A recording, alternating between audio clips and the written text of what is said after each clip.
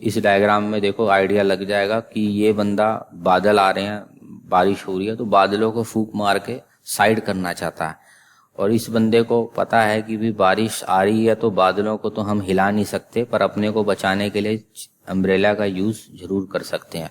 तो कहानी का, इसका डायग्राम का मतलब क्या है कि जिस चीज को तुम चेंज नहीं कर सकते उसके ऊपर टाइम वेस्ट मत करो। बादलों को हम फूंक मार के हटा नहीं सकते, बारिश तो आएगी, पर हम अगर अपने आप को बदल लें, छाते का इंतजाम कर लें या कहीं किसी छत के नीचे खड़े हो जाएं, कहीं बचाएं अपने आप को, वो हो सकता है। तो यही यहाँ लिखा हुआ है कि ट्राई टू चेंज अदर्स, जिनके ऊपर हमारा कंट्रोल नहीं है, बादलों के ऊपर या कई और सर्कमस्टांसिस हैं जिसके ऊपर हमारा कंट्रोल नहीं है, उन्हें हम बदलने की कोशिश करेंगे, कोई फायदा नहीं। और खुद को हम बदल सकते हैं क्योंकि अपने ऊपर हमारा कंट्रोल है। तो जिसके ऊपर कंट्रोल है उसको कंट्रोल करना चाहिए। आउटसाइड फैक्टर्स को कंट्रोल नहीं कर सकता, उसकी टेंशन नहीं लेनी चाहिए।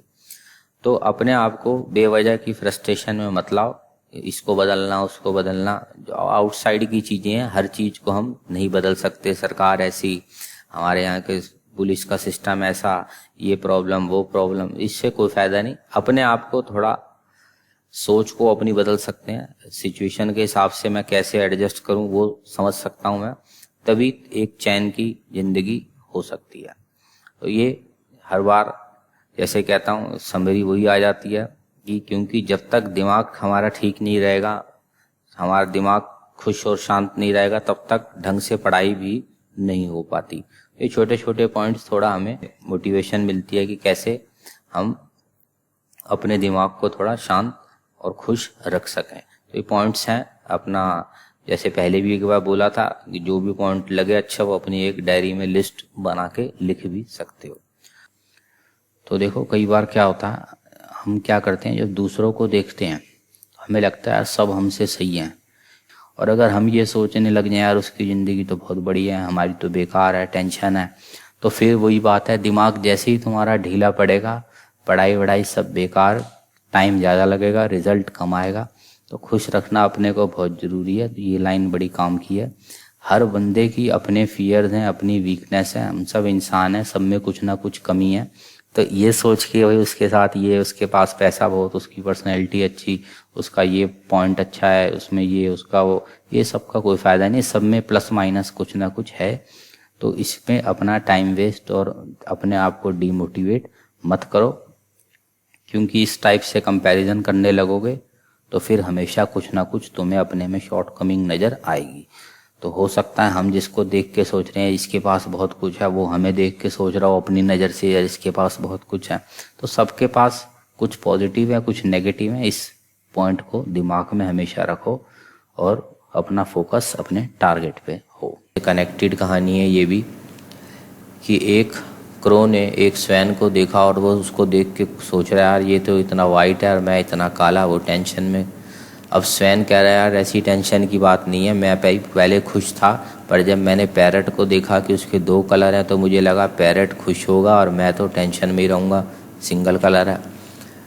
अब क्रो पैरट के पास पहुँचा तो पैरट कह रहा मैं भी सोचता था मैं बहुत खुश हूँ, पर जब मैंने पीकॉक देखा तो मुझे लगा यार मेरे पास दो कलर हैं, उसके पास तो बहुत सारे हैं, पीकॉक है ज़िंदगी में सबसे खुश। फिर वो क्रो पीकॉक के पास गया ज़ू में, बहुत से लोग उसको देख रहे हैं, वो उसको कह रहा है यार तेरी तो लाइफ बहुत बढ़िया है, सब कलर वलर हैं, तेरे को देखने लोग हज़ारों लोग आते हैं, तू ही सबसे खुश होगा ज़िंदगी में, इस दुनिया में। तो पीकॉक बोला यार मुझे भी यही लगता था, पर मैं अपनी ब्यूटी के चक्कर में ज़ू में कैद हूँ, और मेरे को ज़ू में ध्यान से देख के पता चला यार कि क्रो को किसी ने कैद नहीं कर रखा। तो मुझे लगता है क्रो ज़िंदगी में सबसे ज़्यादा खुश रहने वाला बर्ड होगा, क्योंकि वो आज़ाद घूम सकता है।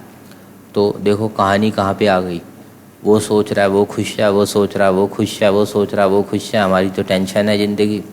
तो और लास्ट में आके वो उसके पहले वाले के बारे में सोच रहा है, ये इसकी ज़िंदगी खुश है।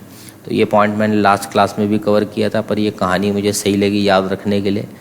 तो बातें चाहे छोटी छोटी हैं, बचपन में भी पढ़ रखी होंगी, पर देखो लाइफ में जितना भी आगे बढ़ जाओ, ये बेस होती हैं लाइफ की कुछ बातें, ये ध्यान में रखना बहुत ज़रूरी है, ताकि दिमाग की प्रोडक्टिविटी हमारी बनी रहे। बार बार हम अभी किसानों की प्रोडक्टिविटी, बिजनेसमैनों की प्रोडक्टिविटी, सरकार की प्रोडक्टिविटी, इकोनॉमिक्स में देखो ये बातें करते ही रहते हैं, पर अगर सबसे मेन जो है वो बात अलग है कि हमारे सिलेबस में इनको डालना तो सबसे पहले यही चाहिए था कि दिमाग की प्रोडक्टिविटी, हम इंसानों की कैसे बढ़े, पर वो ना डाल के इन्होंने किसी एक गाँव की प्रोडक्टिविटी, किसान की, बिजनेसमैन की, इकॉनमी की, सरकारों की, वो डाल दिया। पर मेरे हिसाब से वो भी ठीक है, ज़रूरी है, पर हमारे दिमाग की प्रोडक्टिविटी सबसे पहले, वो सबसे मेन चीज़ है, वो सेट हो जाए तो बाकी चीज़ें, पढ़ाई और ये सारी प्रोडक्टिविटियाँ तो हम संभाल लेंगे।